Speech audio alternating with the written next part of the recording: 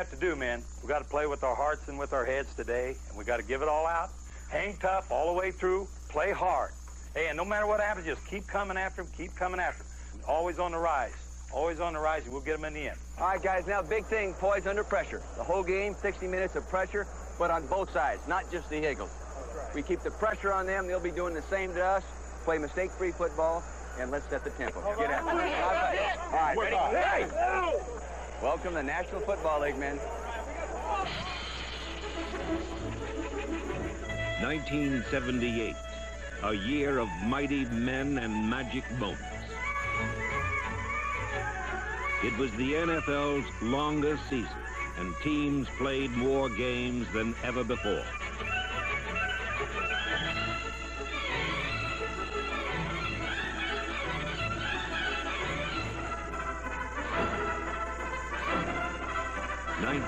'78 was the most competitive season ever. Division races were tighter, no longer dominated by a single team. What used to be a game of Monopoly became a genuine scramble instead.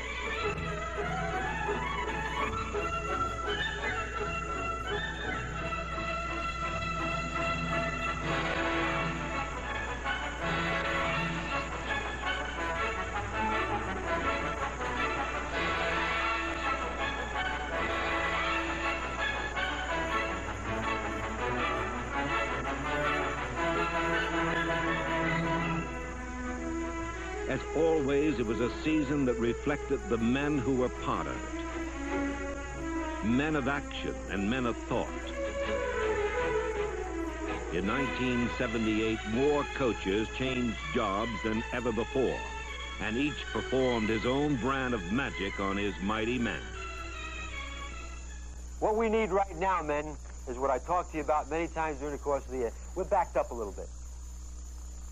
We just need to flush it all out. We just need to flush it all out. So let's just go out there today and just have fun. Listen, we can throw all day long now. All we got to do is just, and we can run too. We got to score a lot of points. That's what we got to do. Here we got to get him now, Buck. God, how's the time to get flushed out, you know? Choke their right off. And I backfield Miller and Greg Pruitt. Greg Pruitt gets a block from playoff. Miller. He's at the 45, the 50, the far side on the 45. The 40 cuts back inside. Breaks tackles along the way. The 30-yard line. Breaks another tackle. One more. The 25, the 20. The 15, the 10, 5. Touchdown, Greg Pruitt. Seemingly the entire Cleveland Browns team off the bench and on the field to congratulate Greg Pruitt. We needed that. That's like an enema. The running game was not the only solution to a problem. In fact, in 1978, flight prevailed over might. New rules encouraged passing, and spectators as well as coaches were singing the praises of the pass receiver.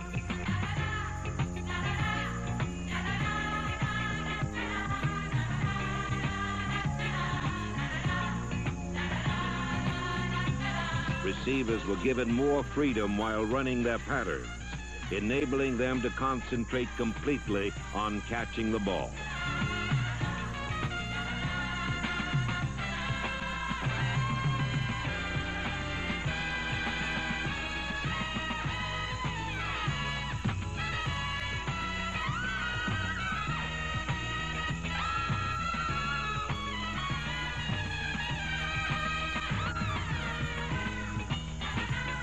Another new rule permitted a receiver to deflect or tip the ball to a teammate. Just when fans were growing weary of low-scoring defensive struggles and predictable outcomes, 1978 brought a bracing dose of old-fashioned last-second heroics. Atlanta has the ball at the 43-yard line. So the Falcons will have to go 57 yards for a score here, and they need a touchdown, not a field goal. They trail 17-13. Bartkowski with a snap, drops the throw. Clock is running now, down to 17. Throws long. Everybody's down there. The Saints look like they're there. There's the ball in the air. Jackson catches it. Touchdown, Atlanta. Unbelievable. There are no penalty flags.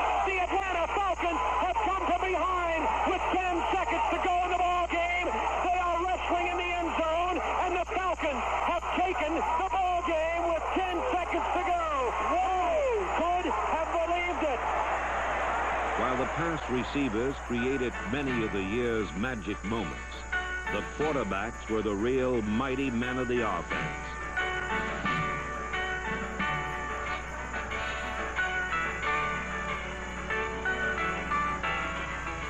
They were the fighting generals who dominated Sunday's battle.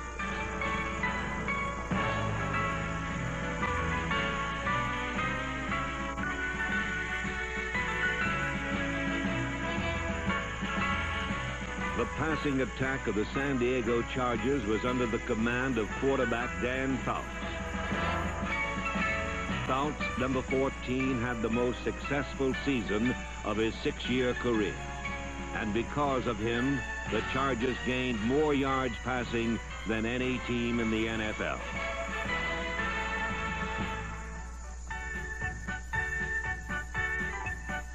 The New England Patriots gained the most yards running, and their quarterback, Steve Grogan, number 14, ran for more yards than any quarterback in the league. A running quarterback must be resilient and tough. Grogan is, and he led the Patriots to their first division title in 15 years. While Grogan is a durable quarterback, Dan Pastorini, number 7, is an inspirational one.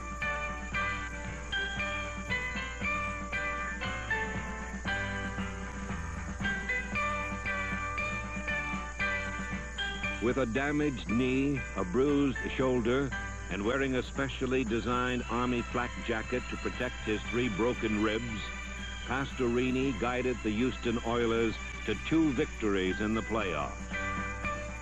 He conquered pain as well as his opponents, and his courage was something his teammates would never forget.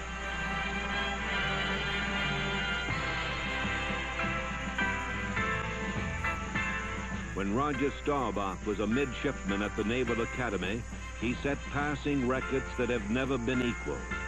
Now, in his 10th year with the Dallas Cowboys, he was this season's top-rated passer. With Staubach at the helm, Dallas led the league in scoring and sailed into the Super Bowl for the 2nd straight year. In 1978, yards were gained and points were scored at a record rate as quarterbacks everywhere put the ball in the air more often than ever before.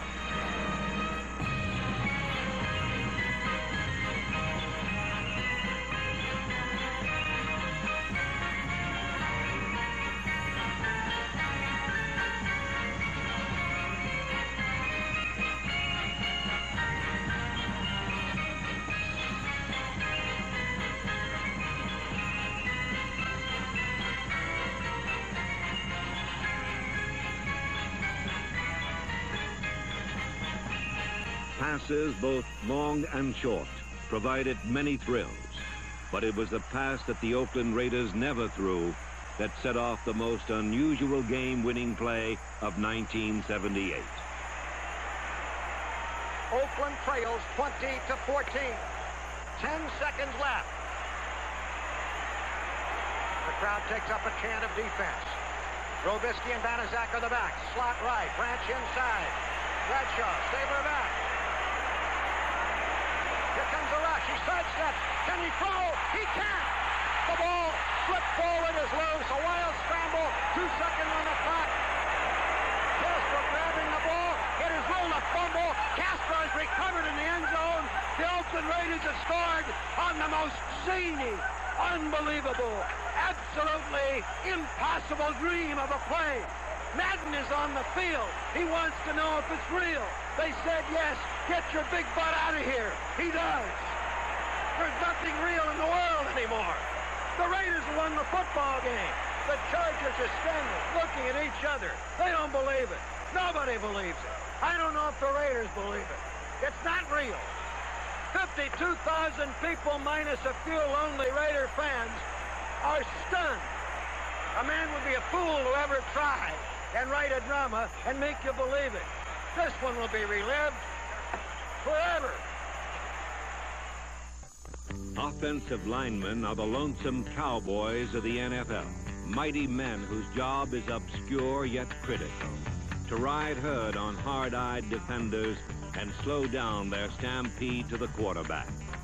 In 1978, rule makers gave offensive linemen a break. For the first time, they were allowed to extend their arms and open their hands while pass blocking. The new technique cut down sacks, but one mistake could still lead to a quarterback ache. Not to mention other parts of the anatomy.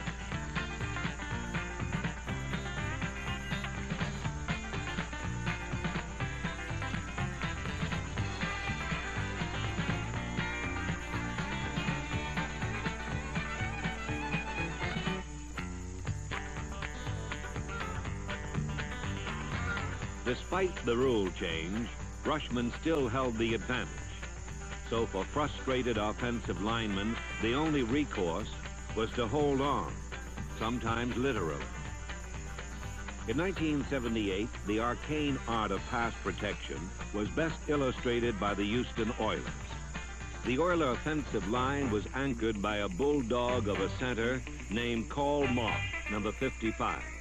And as a unit, they gave their quarterback, Dan Pastorini, the best protection in the NFL.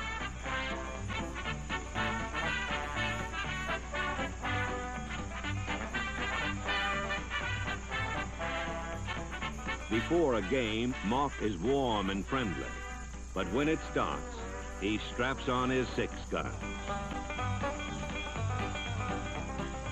In an age of computer athletes, number 55 is a throwback to another era. I told my brother, who's a priest, that, I should have been born in the days of the Wild West, back in the 1800s, where you had an argument with a guy, you just went up and, you punched him out or he punched you out, you had a big fight, and whoever emerged the winner, he won the argument. Come on now, we got to take it down there and score. Let's go. Don't run sideways. Hit it up in there. Just soon talk to a man to man, and if there's a disagreement, fight it out. It's like in the old days.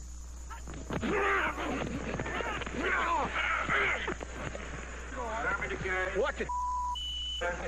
It's a street fight. It's a 60-minute street fight on Sunday afternoon. That's what it is. And anybody thinks it's any different, they can put the pads on and the helmet on, and they come out there and they can find out.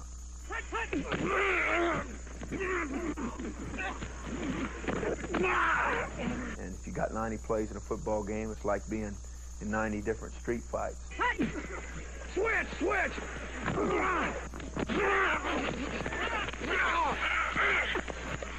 It's almost like the time that the guy lifts a car off his baby boy, It's that kind of adrenaline you got to have going, but it's got to be controlled. You got to know what you're trying to get done, even though you have this controlled rage. Come on, let's go! We ain't won nothing yet. Let's go! He scored! He scored! He got it! He scored! Led by Mock's offensive line and head coach Bum Phillips, the Houston Oilers opened the 1978 season as a long-shot contender for a playoff berth. Didn't make any difference was the first quarter or the fourth quarter. Told you we was going to win it, and we won it. Damn good job. Early success sent confidence soaring, and a new star blossomed in Texas. And quarterback is in the other one, number 34, baby. Number 34 was Earl Campbell. His teammates called him Rose. Earl Campbell roared out of Tyler, Texas, already a Lone Star legend. Few expected the Heisman Award winner from the University of Texas to turn Houston around in his rookie year. But soon it was obvious that this was no ordinary rookie.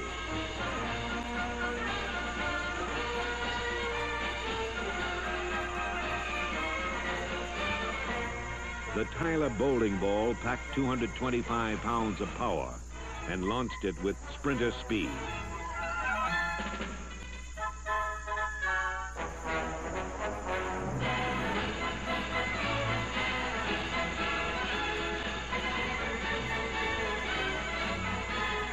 Campbell was a superstar with a unique trait, humility. Rose was content to be just part of the team. I guess I'm blessed and lucky. I live in Texas, so I get to play pro ball in Texas. You know, we work hard, but when we're not playing football, you know, we have a good time. So I had the impression that it was all working on play. Campbell's style fit the Oilers nicely.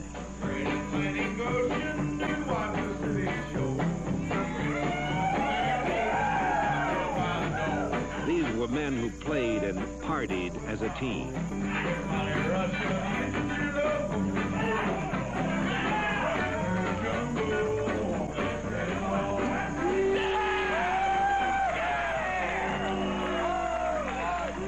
By November, the Oilers were ready to make their move. On a Monday night against Miami, Houston showed the nation what Texans already knew. Pitch back goes to Earl Campbell. Breaks the tackle at the 20, 25, 30, 35, 40. At the 50, he may go.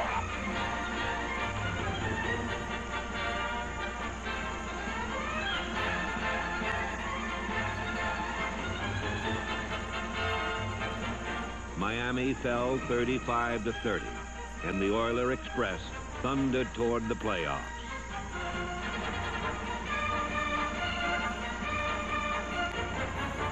Campbell became the first rookie since Jimmy Brown to lead the NFL in rushing, and Houston clinched a wild card playoff berth.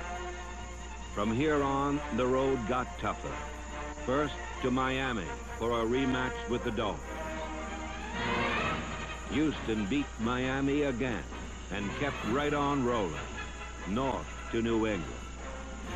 The Patriots fell 31-14, and the Oiler Cannonball was one game away from a championship. Now listen to the blocking, the rambling, and the roar as it glides along the sidelines by the hash marks, then the score. From the fancy Passendago to the Tyler bowling ball, those Patriots can be taken by the Oiler Cannonball.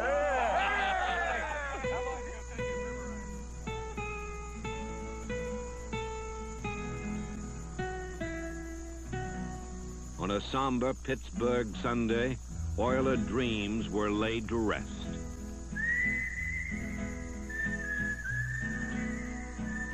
In a freezing rain, Houston fumbled 6 times, and the long ride was over.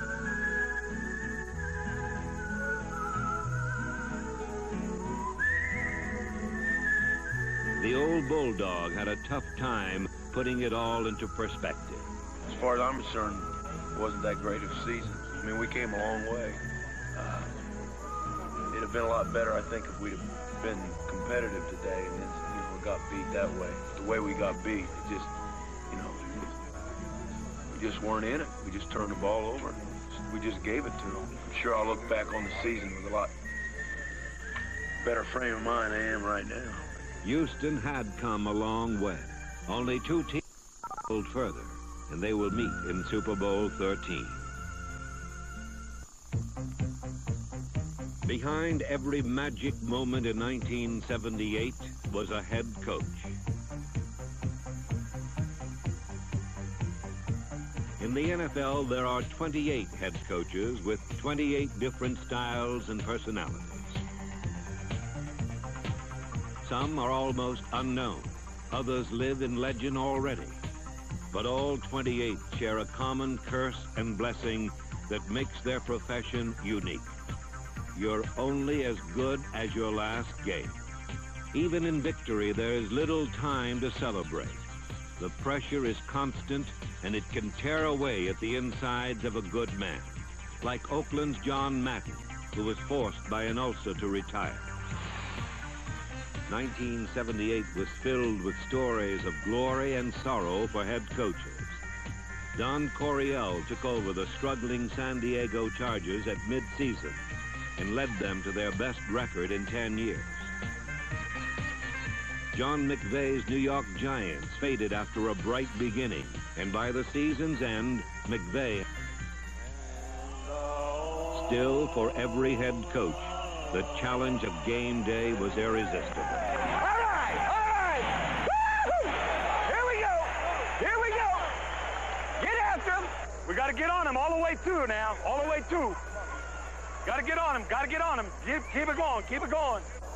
One thing I did want to ask about, that tunnel creates quite a wind. That tunnel's just so long as it's the same way, whoever has the ball, I don't care. But I know places where they close the tunnel when one team has it and open the gate when another team has it. Here we go now. Every man get a man, every good man get two. All right. Watch Newsom. Red. High above the field in the press box, assistant coaches evaluate the game from a different perspective and send coded messages to the sideline.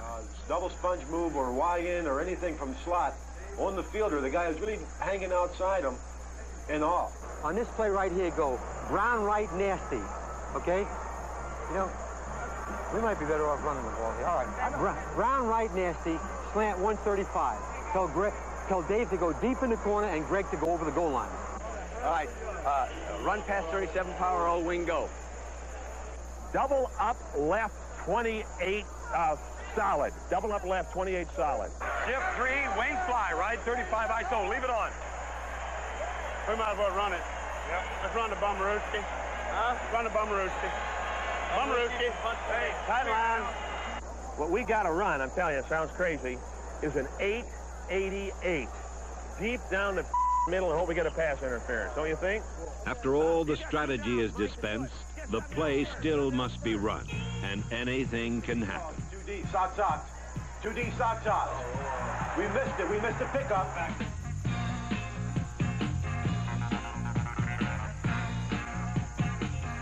1978 found NFL coaches more willing to open up their playbooks to take advantage of the unexpected. Even the best teams included a few schoolyard plays in their game plan.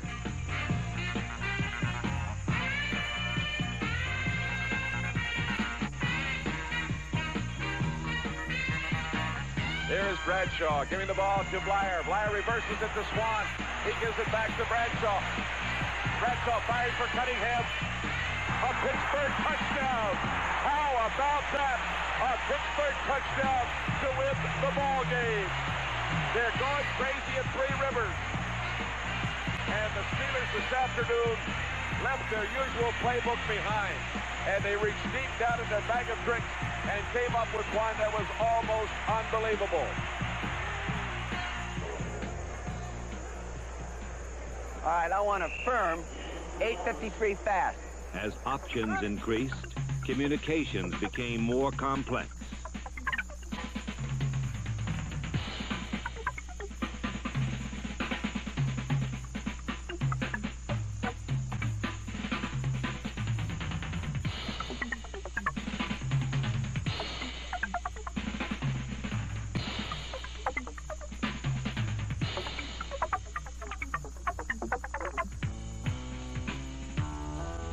Sometimes the whole message didn't quite get through.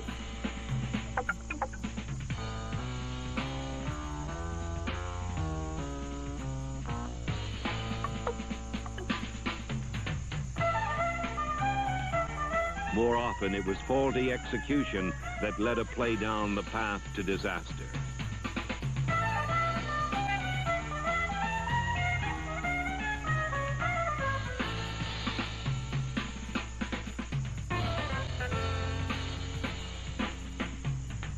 Mistakes by those to whom a head coach has entrusted his fate can try the patience of a saint.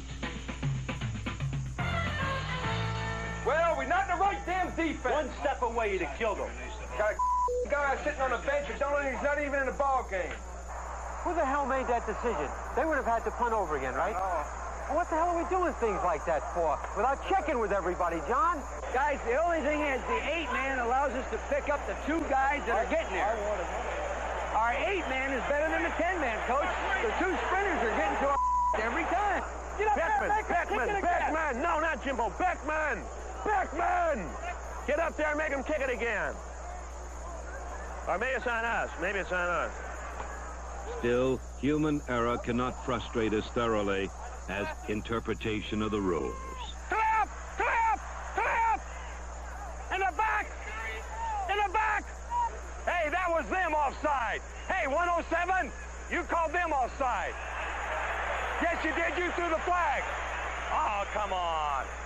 That's the same play. Learn a little bit about the game so you can appreciate it. I tell you, that son of a gun down there, he's just looking to throw the flag. Went to college with that official. Yeah, I went to college with, huh? Hey, you're just over-officiating the hell out of a clean play. Hey, over-official. You're over-officiating and you know it.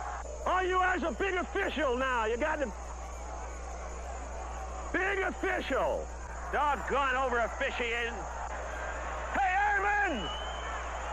Hey, you over-officious jerk! Would you kindly watch number 76? They've only had one holding penalty all day, man. Hey, can I tell you one thing? That's 3 holding penalties on one football team in a quarter and a half. That ain't funny. Do you see the offensive tackle? He literally tackled the strong safety. He tackled him, for crying out loud. Open your eyes.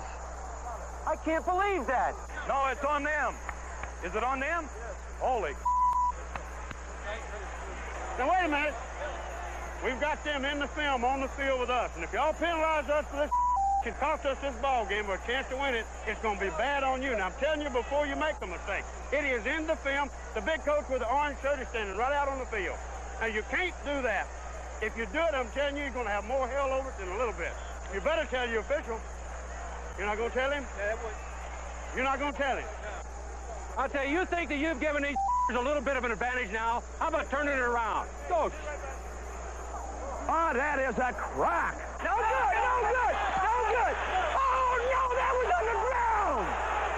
That was on the ground. Oh. Can you believe that? You couldn't see that, sir?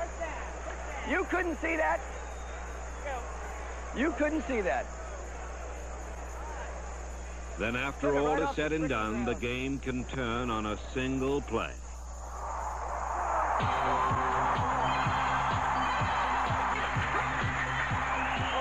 3-yard line, 3-yard line, 3-yard line, on the 3-yard line, 3. Hey, Jimmy, wait a minute. Then run it down to 3 seconds. Then we'll kick the field goal. Right. 28-26 Minnesota, 3 seconds to go. Zorn will spot it at the 10. Straightaway shot for Herrera. Snap, spot, it's on the way.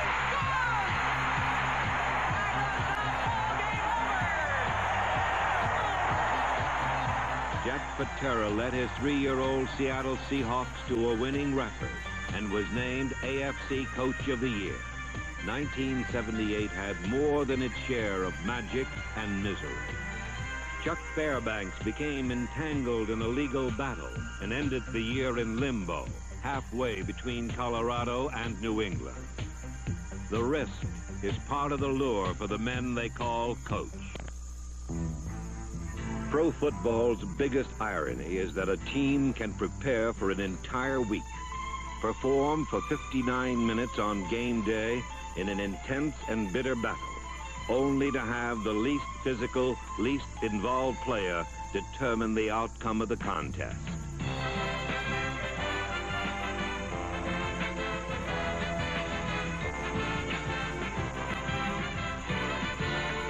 He's the oddball of the National Football League, the kicker. And in 1978, his magic moments were many. In the order of kickers, there are 2 species. First, there is a place kicker, who must salvage an offensive drive by kicking for points.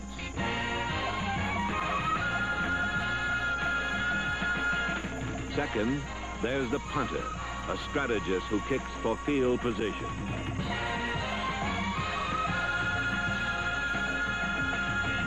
Both share vital roles because behind every good team, there is a good kicker. No job anywhere has a shorter work week, yet within the span of 2 seconds, it's amazing how many things can go wrong.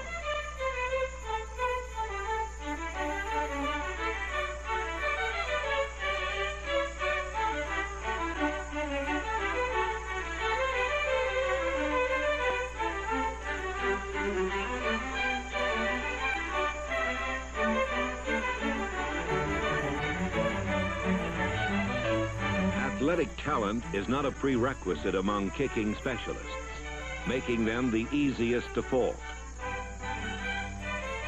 It looks easy enough.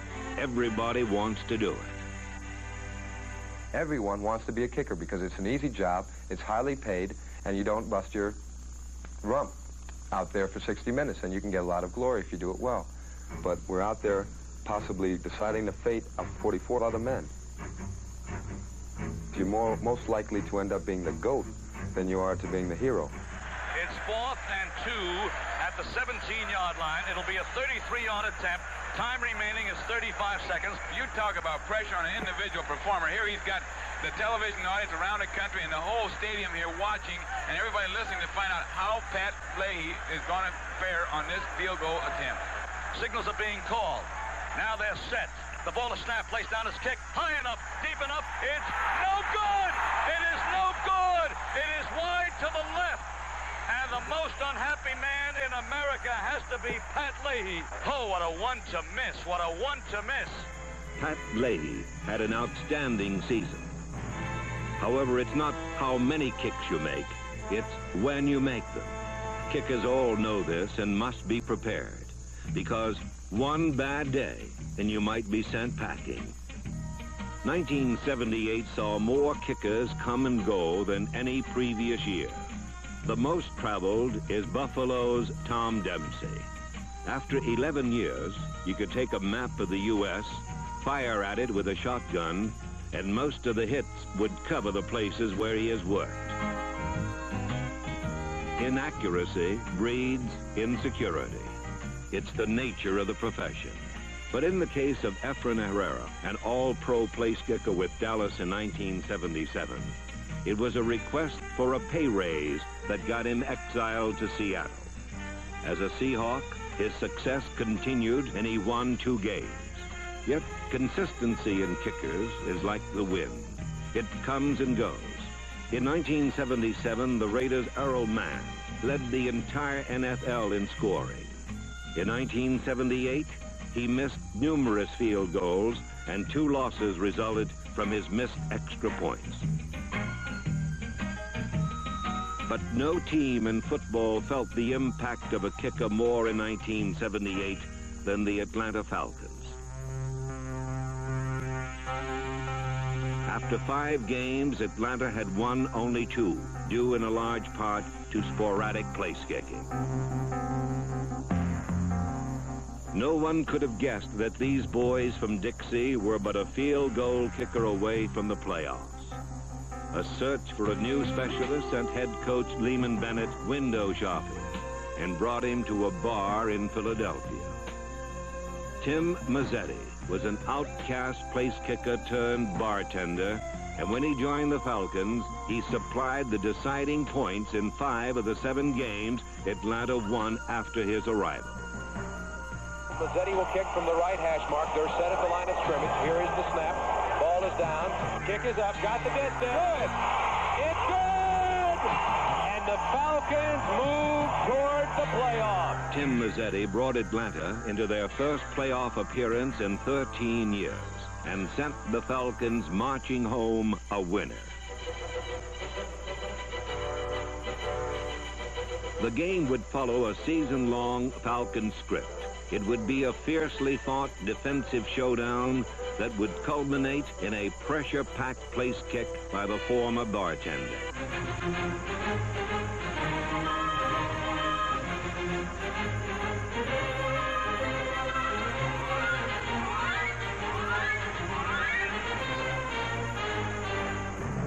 With less than 2 minutes, the Falcons made their final bid for victory. Mark drops the throw, waits, throws to the right side. They're going to have to start going for pay dirt in a moment. Eagles blitzing. Bartkowski has time.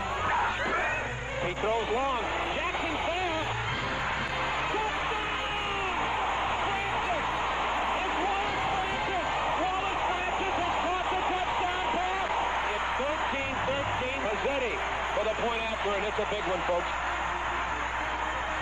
It's good! This crowd is dancing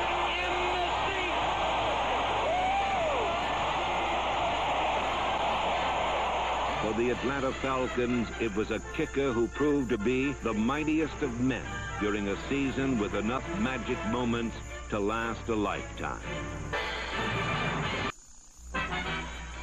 1978 was a season of achievement.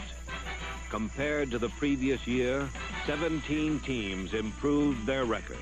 Even the league's most notorious loser finally emerged from the shadows of defeat. For more than a decade, Philadelphia has been the graveyard of pro football. Their loyal but long-suffering fans have often led the NFL in buying season tickets. But the siren song that they sung to their Eagles had always fallen on deaf ears. You know, our fans come from great stock. You talk about our bloodlines, the Continental Congress, the Army. Here was a team that was at least a 3-touchdown underdog to the British, and yet they still were able to pull off the biggest win of all.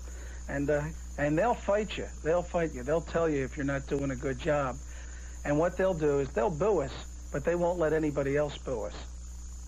And that's what makes them different. When they're there, they're going to help us win the game. In 1976, Eagle owner Leonard Toe sent Jim Murray to UCLA to hire Dick Vermeil as head coach.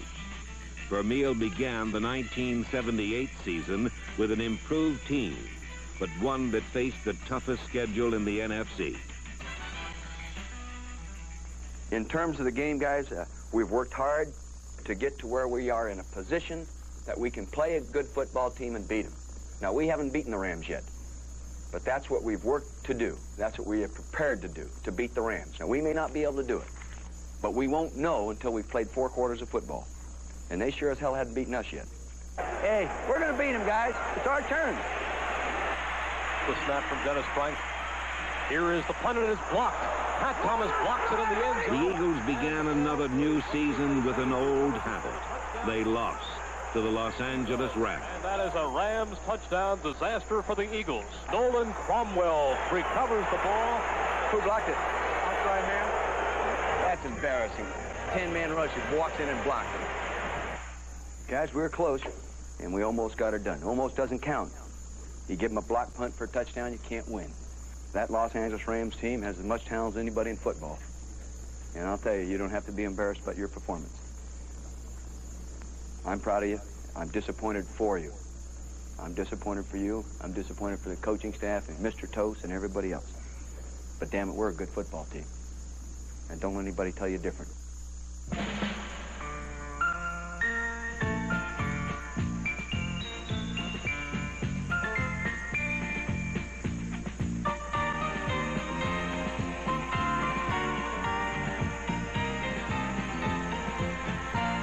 Vermeil restored hope and confidence to a team that had lacked both for years, and the Eagles went on to win 8 of their next 12 games.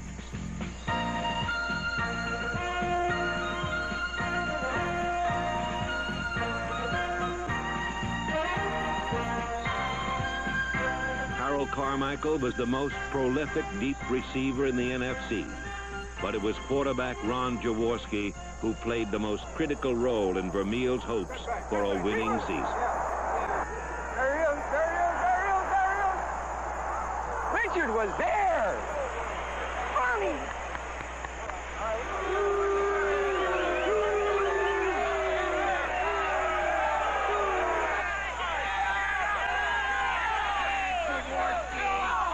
You might as well, guys, you might as well write this. I am not going to let the fans substitute my quarterback. They've been doing that here for years, and they have never come up with a quarterback that can win for them. I've got one that can win for us. They can boo all they want. I'm not going to take him out of there. That's the only way a guy matures, is to sit in there and throw 9 innings. Ron Jaworski! Come here. Come here, now come here. I want you to hear me when I say this. You never have to worry about me jerking you. I know it. All right. Don't worry about these guys. Dick Vermeil looks like Audie Murphy, and he coaches like John Wayne. I mean, he's really a piece of work. And he took a team, a group of players that maybe didn't have the innate talent of some of our competition, and got every ounce out of them. To be a winning coach, you sometimes must be lucky. as well as dedicated and talented. On November 19th, the Eagles trailed the New York Giants at the Meadowlands with only seconds to play. In fact, New York had only to fall on the ball one more time to ensure a victory. Under 30 seconds left in the game. From here on in, Pizarczyk can just fall on the football, and there is nothing the Eagles can do. And Pizarczyk fumbles the football. It's picked up by Herman Edwards. 15, 10, 5, touchdown Eagles. I don't believe it. I don't believe it. I do not believe what has occurred here, ladies and gentlemen. Talk about miracles, folks. I do not believe this one, but it has happened as the Eagles beat the Giants 19-17 before a shock crowd at the Meadowlands. The miracle of the Meadowlands was merely a prelude to the true magic moment of the Eagles season. 1 month later, in the final game of the season, these Philadelphia Eagles would get the chance to win a distinction which they had always wanted, but never had. Thinking about being a winner. Being a winner. Just be a winner. Well, guys, 12 years. 12 years have gone by since the Eagles have been a winner. We're going to come out winners today. You've worked like winners. You've played like winners. Sure, we won a couple we should have lost. But I'll tell you something else. We've lost a few we should have won. We're right where we ought to be, playing for the first winning season since 1966. Hey, God love all of you. Hey, all right. Get tight, get tight. Hey, go ahead.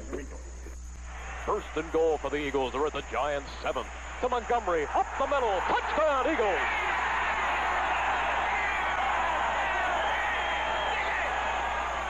Shara in the hole. Michelle for the extra point, and that has not been automatic. It's a low snap. He gets it up anyhow, and the kick is no good. It is no good. That wind just blow that extra point right out here? It ain't going to make any difference, Coach. It isn't going to make any difference.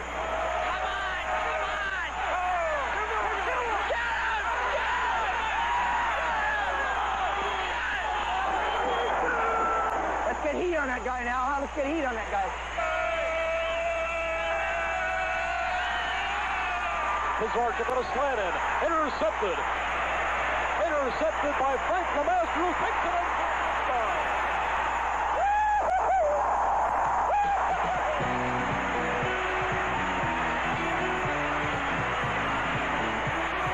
And that could seal it up. That could do it right there. That could do it.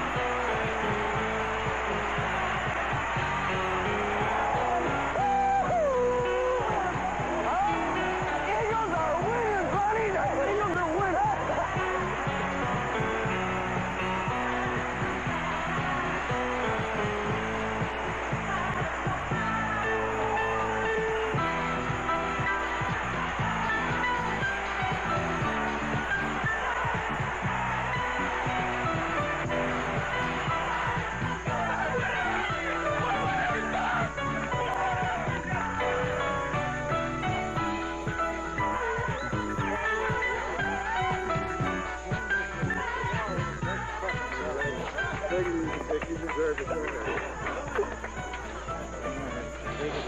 That was for you. That's for you. Dick Vermeer, winner and coach of the year in the NFC.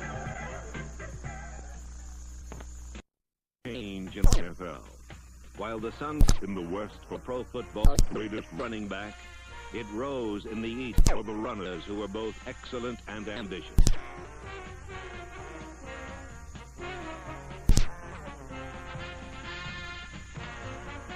In Buffalo, the Bills found that the sum of its parts was equal to the whole, left O.J.'s absence. Delvin Woods, number 24, the man Simpson replaced in San Francisco, gained almost 13 yards for the Miami Dolphins.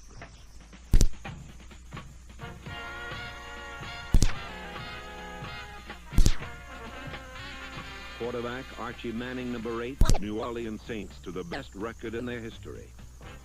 It was voted the NFC Player of the Year. While King earned his fame through a season's play, others gained glory in a single game. In the season's third week, a dreary Monday in New England, running back Joe Washington, number 27, led a Baltimore Colt team victory over the powerful Patriots.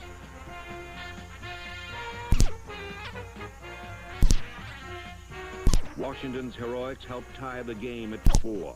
And with less than 2 minutes to play, this man who threw for one touchdown and caught another, new meaning to the term triple threat. Here's the line, knuckleball downfield. Washington, Baltimore 10 to the 50. Upfield on his feet, out of the open. And he's going to be he's on his feet. Goes going down into New England. For the 10. He scores! Joe Washington turns 90 yards. Oh, my. Go to war, Miss Agnes. Did we find a guy when we got this guy? Joe Washington. Joe, how'd you like to be mayor? Nothing remained unchanged in this season of draft. Dallas Cowboys ruled National Football Conference. No team challenges you with so many great athletes, but come up beneath all their feints and jabs is a heavyweight hand under the...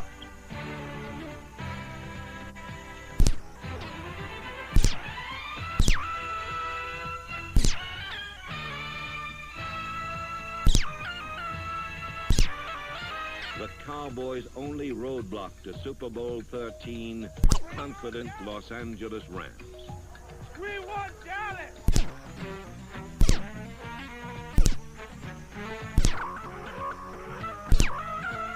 Dominant on offense, optimistic on offense, Dallas shut out the Rams and won a convincing 28-0 victory.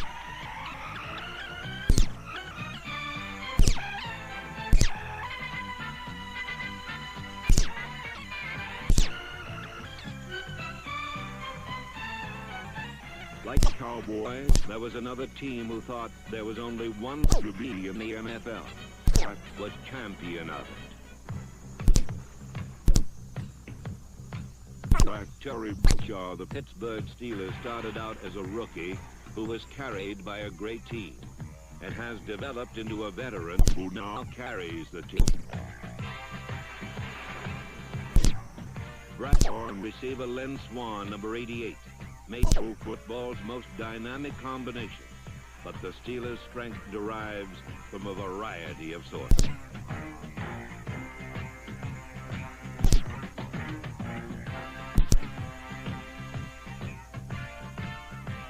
Some teams are known for their for speed and hustle, some for their offense, and a few like the Pittsburgh Steelers for all these qualities.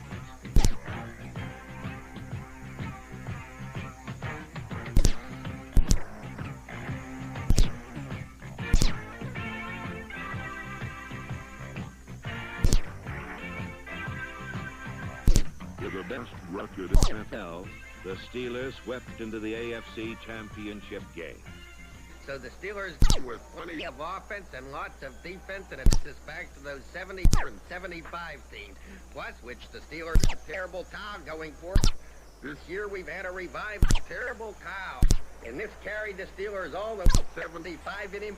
Great strength to the Steelers, and if need be, poses serious difficulties for the enemy. You'll see thousands of terrible cows in those stands today. That terrible cow is put straight. So is the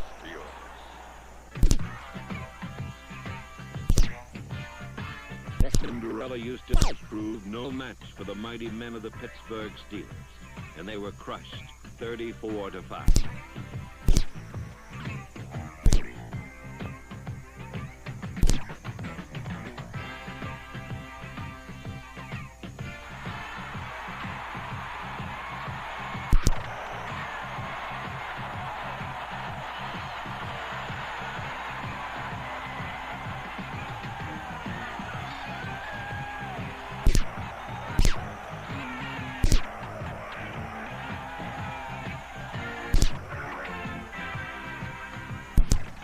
Steelers are the ultimate combination of the professional and the amateur, a word that traces to the amateur and suggests one who brings a passion to what he does. The real love for the game, how important it is and how much it's to me to play. I really love it. This is my 9th year, and I still love it. Enjoy doing and running with the football or whatever. It's fun. Some play pro football for fun, others for fame, and still others for money. For 17 seasons, one man has played for all these reasons. Grant Harkington has earned every meaningful honor, holds every important record at his position, and has won everything but the Super Bowl. Every year, the experts predicted his finish, but he has made a career proving them wrong from the start.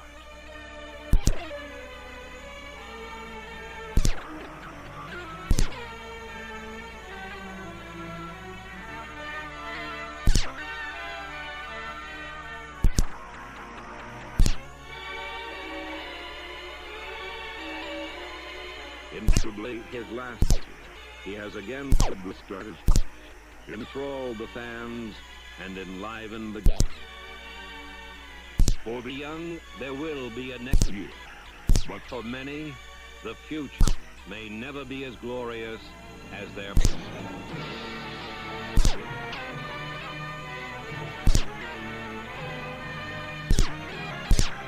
The mighty men of 1978. Some old, some young. Some have won, some have lost. But all have shared the magic moments of a great year.